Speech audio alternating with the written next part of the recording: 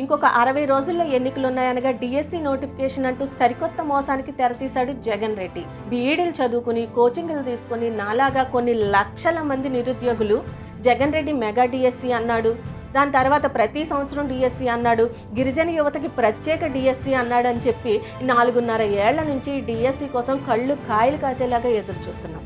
ఇప్పటి వరకు లేనిది ఇప్పుడు మరో 2 నెలల్లో ఎన్నికలు ఉన్నాయనగా సడన్ గా డిఎస్సి గుర్తొచ్చేసింది జగన్ రెడ్డికి. సంపద సృష్టించడం చేతకాక తలకు మించిన అప్పుల కోసం, ఎఫ్ఆర్బిఎం లిమిట్ దాటి అప్పుల కోసం లిమిట్ వరకు అప్పు చేసేసి దాన్ని దాటి అప్పు చేయాలంటే కేంద్రం పర్మిషన్ కావాలి కాబట్టి కేంద్ర పెద్దల కాళ్ల మీద పడి వాళ్ళు పెట్టినటువంటి షరతులన్నిటికీ కూడా ఒప్పేసుకుని ఈరోజు నిరుద్యోగుల్ని, ఉద్యోగుల్ని, రైతుల్ని తాకట్టు పెట్టేసి 1 సంవత్సరం లిమిట్ దాటి అప్పు కోసం టీచర్ పోస్టులు రిక్రూట్ చేయను అని ఒప్పందం కుదుర్చుకుని ఇప్పటి వరకు డిఎస్సి ఇవ్వలేదు ఈ జగన్ రెడ్డి.